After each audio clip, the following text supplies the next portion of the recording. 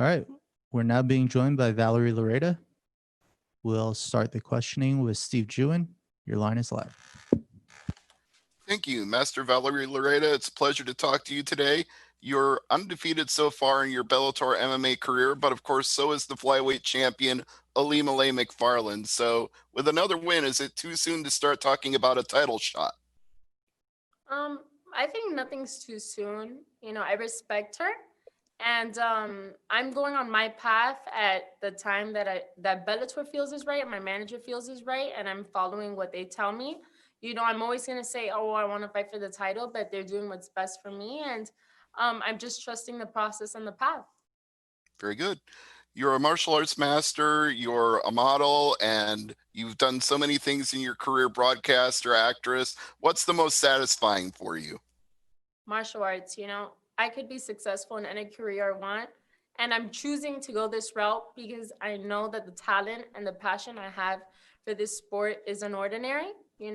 I don't have to be doing this. I could have stopped after my taekwondo career and got into broadcast journalism or just gone into my acting route. But no, I decided to do this. I know what I'm capable of. I know my potential, and I know that there's something I need to prove to the world. All right, final question for me. How do you sum up Tara Graf as an opponent going into Bellator 243 this Friday? I think she's a lot older than me. She has a lot of experience. She has a lot of amateur fights. We're both we have both have 2 fights as pros, but I don't guide by that. I know she's gonna go in there aggressive to clinch me, try to take me down, and I just don't think she realizes how strong I am. Well, she's going to find out on Friday. Master Valerie Loureda, thank you for the time. Thank you. All right. Our next question will go to Brendan Tobin. Your line is live. Hey, Valerie. I know people down here in Miami very excited for your fight. Have you heard anything as far as people back home, plans to, responsibly, get together to watch you, and just kind of what memos have you heard from South Florida as you enter the cage this weekend? Yes, everyone is so excited. Everybody I know, my high school or went to, my elementaries, everybody who's been following my career. All my Cubans in Miami are ready to watch me fight Friday, and George couldn't get that first win for us, but I know I am. And just what this year's been for you, as far as I'm sure you probably want to get a few more in the cage. It's been crazy for everybody, but just how happy are you to be at this point where you finally get back in action and then move your career along? Yeah, I'm just so honored and blessed. A lot of fighters don't have the same opportunity I have, and I will be the first female to get in that Bellator cage in this quarantine process. I'm just really excited. I'm also very blessed that I get to get paid as well. I'm lucky that I stayed ready during quarantine. I was close to weight, so when Bellator called me 3 weeks ago, I was able to put together a quick camp and just let's go, let's do this. So I'm just looking forward to walking to that cage Friday and becoming 3-0. Bridge the time. Best luck. Thank you. Our next question will go to Mark Piocos. Your line is live. Hey, Valerie. My first question is, your last fight, you went the full 15 minutes. What was that experience like for you? And, what were some of the learning lessons you took from that fight? So my last fight, I was upset about it at first, but then I was grateful for it because it was 15 full minutes in a cage.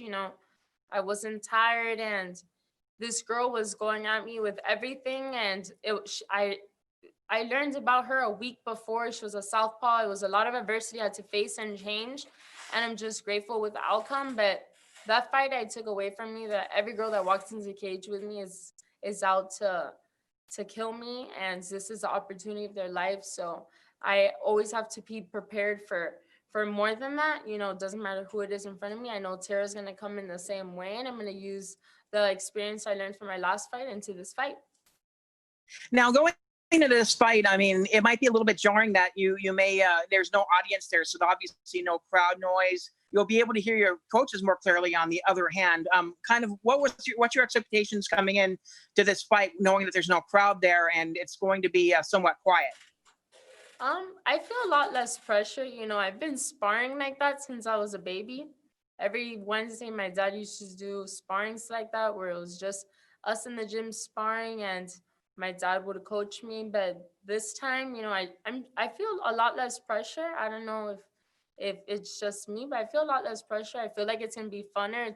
You don't have to think about the crowd or all of that, and just go in there and have fun, listen to your coaches. It's like a sparring at American Top Team in our cage, and just perform at my best. A final question. One of your goals coming into fighting was to kind of change the perception of what Taekwondo was in this sport. How do you feel that goal is coming around right now? Do you feel that a lot more people are kind of respecting the sport of Taekwondo now? Yes, 100%. I feel like Taekwondo is becoming a lot more prominent in mixed martial arts. A lot of people want to do the techniques that I know how to do. And Taekwondo is the type of sport that if you don't start it from a very early age, it's very hard to get that footwork. And I'm just blessed that I do have that. Taekwondo is a beautiful martial art, and it comes out of me naturally in the cage. A lot of things in Taekwondo you can't do in a cage, but a lot of things I've picked up and I use in my MMA. So I know exactly how to use my Taekwondo in the cage and show off on my pretty kicks and knock someone out. Well, thanks a lot for your time, Valerie, and best of luck to you. Thank you. Our next question comes from Mark Zero Giannis.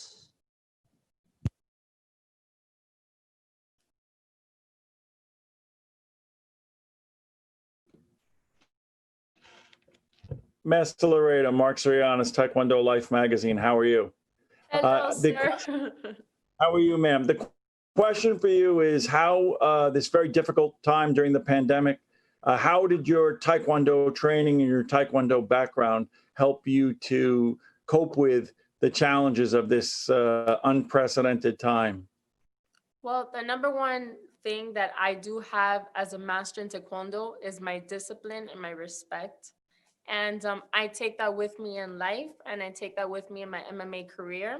And I feel like the discipline that Taekwondo gave me being a master and doing it my whole life was able to help me cope with the adversity of quarantine, stay fit, stay close to my weight, keep my goal in mind, not lose track of myself, and stay ready for when Bellator called me.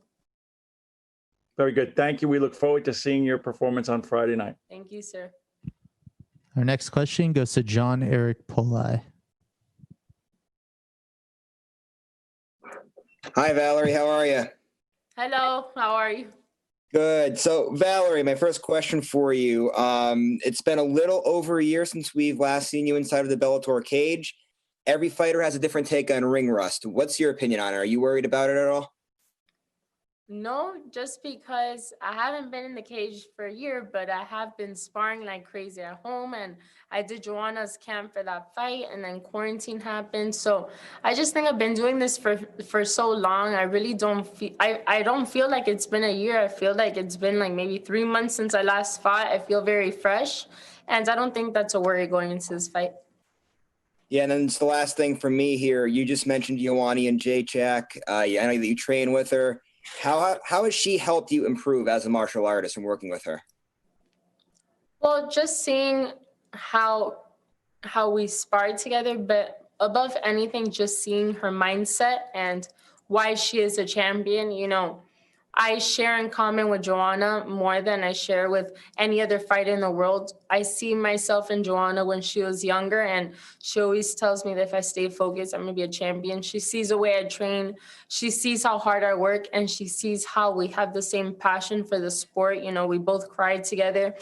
And I just learned a lot from her from a championship mindset perspective. And, I'm looking to follow in her footsteps and her advice. Thanks, Valerie. Good luck. Thank you. Our next question comes from Gareth Davies. Good evening, Valerie from London. This is London calling. Hello. Hi, buenas tardes. Buenas tardes. Buenas tardes, señora. I've got a kind of like a question that is probably slightly irritating. I'm writing a column in my newspaper on Friday about we've got the first ever all British women's world title fight on Friday night in boxing. Yeah, Terry Belter Harper, and Natasha Jonas. Natasha was in the Olympics in 2012. I covered both of their careers. Terry used to work in a chip shop, and now she stacks shelves in a supermarket as well as being a world champion. She's a beautiful person. There's been a few arguments back and forth in the last few days between Michaela Mayer, who you may know as well, the boxer, yeah, who was a USA 2016 Olympian, saying, if I want to put out, and I don't mean sexy, but if I want to put out pictures of myself in a bikini and market myself as hot, as beautiful, as well as being a fighter, you know, you do the same as well. Should we just be looking at that as legit because you're looking at the female form as well as looking at a fighter? So I don't do anything for social media. I do things for myself. For example, I am an extremely girly girl outside of the cage.